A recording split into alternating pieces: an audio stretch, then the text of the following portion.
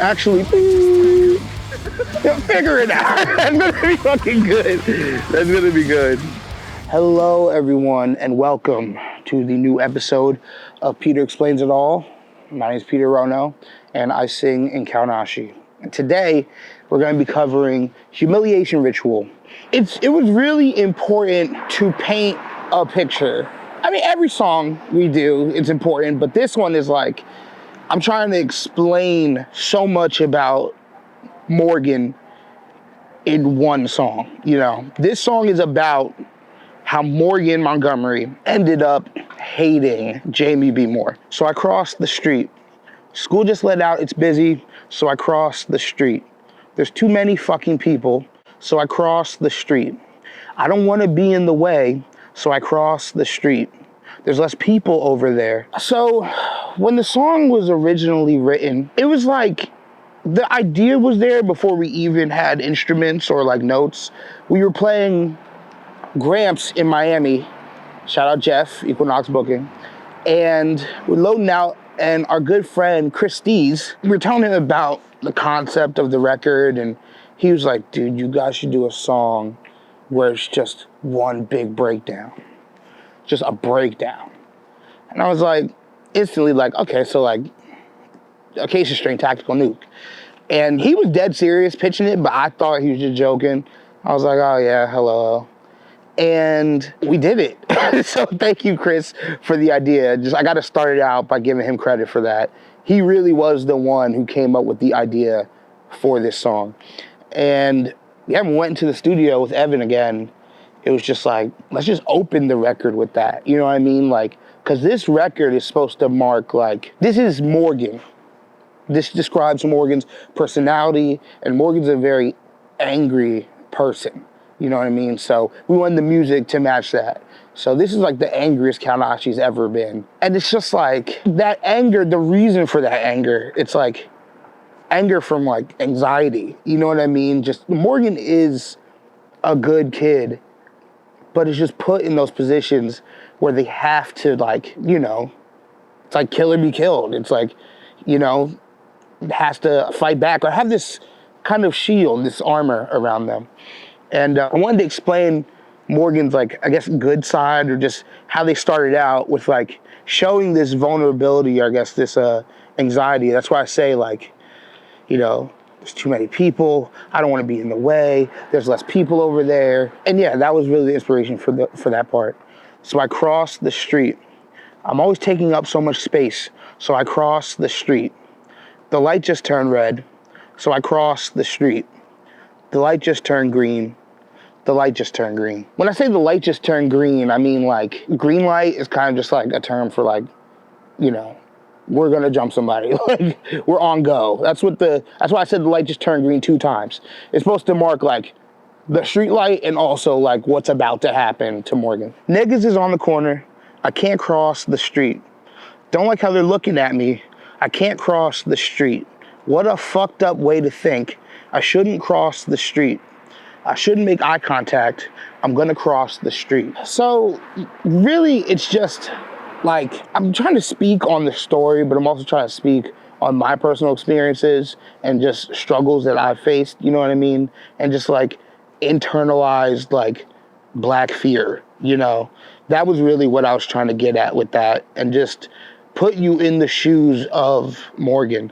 In the video, I have my brother playing Bully 1, and then Brandon Fallon, Philadelphia urban legend slash folklore character, deep cut character in Philadelphia. Shout out Brandon Fallon, playing Bully 2. And yeah, I just wanted to, like, really just give you the feelings that I felt growing up, and just, you know, you're just scared, you're paranoid. They're starting to follow me. Should I cross the street? They're starting to laugh at me. Should I cross the street? You're making it obvious. Don't cross the street. They're asking me for the time. Don't pull out your phone. That was like the classic move growing up, was like, you know, do you have the time? And as soon as you pull out that phone, it's gone. So like, I was trying to think like, what is the most realistic way, you know what I mean, I can put Morgan in this bad position. And yeah, that was easy. That was like the first thing that came to mind. I was like, oh yeah, they're gonna ask Morgan like for the time, and then it's just like, it's over from there. I get knocked to the ground. I should have crossed the street. New Balance and bubble jackets. Hands and feet. I see Jamie riding with Jackie. They don't stop for me. I'm laying on 11th and Ridge. I need to cross the street. So we're literally here at 11th and Ridge, like in the video, right there where Nick is standing. That's where Morgan gets jumped. It's pretty cool having this idea like in my mind and then like on the record and then on camera. And now I'm here explaining it all. It's honestly a really cool feeling. But the New Balance and bubble jackets, that was just a very specific to Philadelphia detail that I wanted to mention.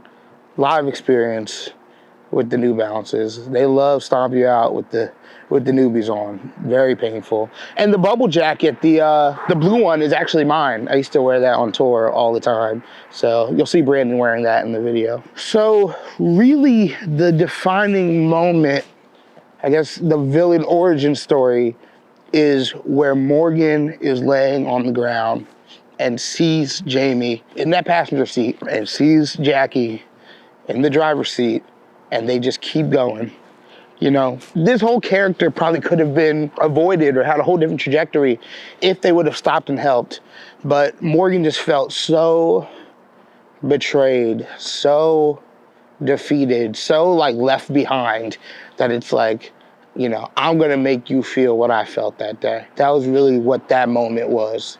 So, speaking on the reason for so much hatred, that is the reason why. And, no, I'm not gonna mention that. I was gonna say, like, I'm not gonna mention that. They don't. Figure it out. White lady walking alone at night. She crosses the street. She's gripping her purse real tight. I have to cross the street. Now she thinks that I'm following her. I have nowhere to go. I'm scared of everyone, and everyone is scared of me. With Kaonashi lyrics, it's always a challenge because it's like, I'm trying to explain freaking the story. I'm trying to put my own personal moments into it. I'm trying to like sound like, you know, Keith Buckley. And I'm just like, God, there's so much stuff I want to put in this song. And that was one of those moments where I was like, I'm speaking on this. Like, I spoke about, you know, the internalized black self-hatred. I spoke on just Philadelphia. I spoke on the story. And this was just one detail I wanted to put in there. You know, any black kid watching this video knows what I'm talking about and knows that feeling of just, you know, I have somewhere to be, I'm walking, and this white lady is just like, even if they're not thinking it, now you're thinking it. You almost put yourself in this fucking suspect position where you're just like, she probably thinks, you know what I mean? And just having that second level of stress on top of regular stress, it's just like something I had to speak on, because I feel that. I have felt that my whole life. As a big black kid, just fucking walking around, it's just like, I don't know, I feel like a fucking suspect everywhere I go. And it sucks. And like, I wanted to speak on it because I was just like, I'm scared of everyone, because it's like, all it takes is one phone call and my life could be ruined. And then it's like, and everyone is scared of me, because it's like, people look at you and just assume you're gonna do something. It's a lot. It's really a lot.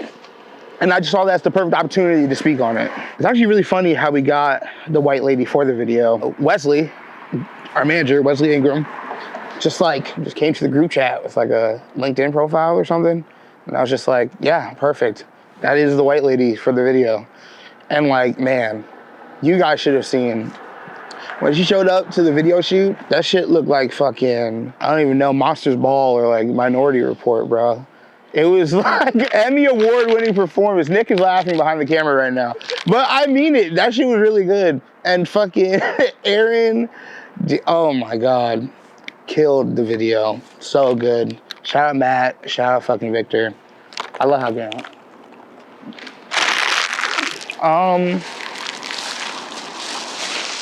What else is there? No matter which way I go, it's a one-way street.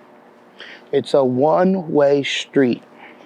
It's a one-way street.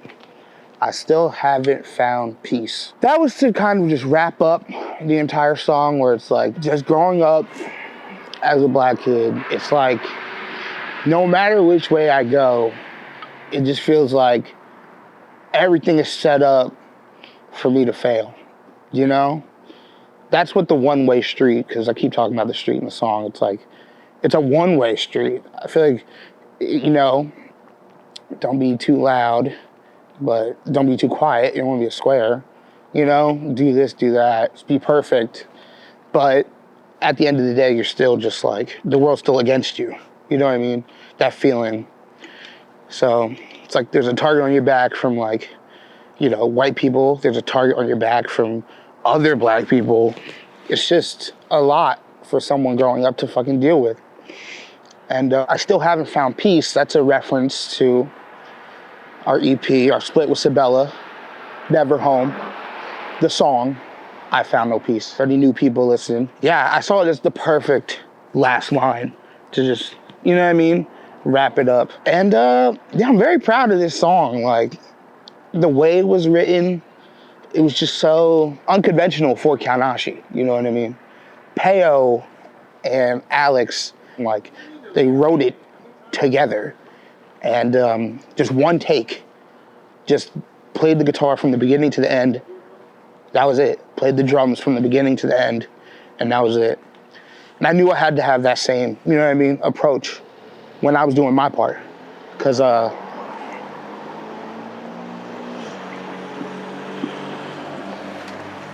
wanted there to be imperfections and some parts a little too slow, a little too fast. I wanted you to feel the urgency in my voice.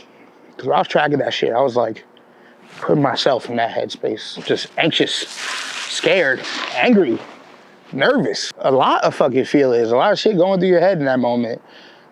So to be like, you know, I'm overwhelmed by a bunch of people, then it's like, I'm getting jumped. Then it's like, fuck, there's this white lady, you know what I mean? Like, profiling me, or even profiling yourself, you know what I mean?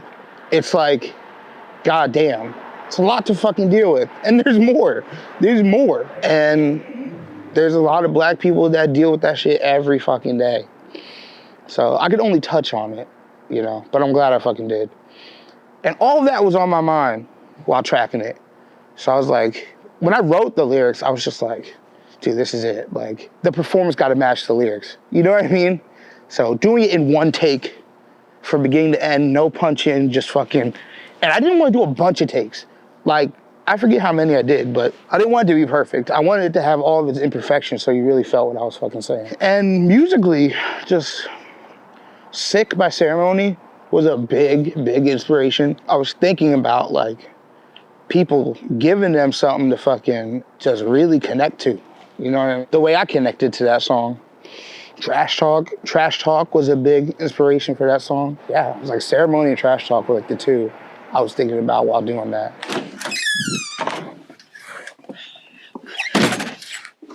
Hey, real quick, I forgot to mention the reason for the title, Humiliation Ritual. It's a lot. Basically, I got it from like the insane side of fucking like YouTube comments where like there'll be these conspiracy theory videos on like fucking just these really like weird homophobic like I don't know, Martin Lawrence wearing like a dress or something, or fucking any like black person wearing a fucking dress or painting their nails or something. They'll be like, oh, that's like a humiliation ritual to get into like the Illuminati, which is fucking insane, right? That's not true. And it's like just rooting in homophobia. That's where I got that term from. And I applied it to Morgan in the sense of getting jumped by fucking the two bullies was humiliating and sort of like a ritual into this new person they became, which is like, hating Jamie. So that's where the term came from, and that's how I applied it to the song. And also, the EP is really inspired by like death metal and just like heavy shit. So I wanted something that sounded like a death metal kind of title. So that's where Ritual kind of comes into play, like Black Dahlia Murder Ritual. So that is the reason for the title. Back to the episode.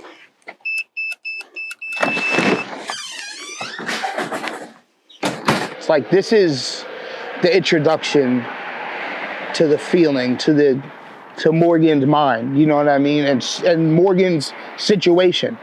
Like Car Keys was the first one where we really went into detail about Morgan. And this is like the second layer of the onion, if you will. The Morgan onion, where it's just rotten to the core. It's not a good onion. It tastes horrible. It's bad. I feel like we really gave life to these characters. I'm so glad 11th and fucking Ridge worked out. I knew this is where it had to be. I used to work at GoPuff right over there at 12th and Buttonwood, and I used to catch the 61 right there on the corner. The 61 bus that Morgan actually takes home is right there. The 61 to Manayunk. And there's actually a Kaonashi sticker if anyone wants to go to 11th and Hamilton.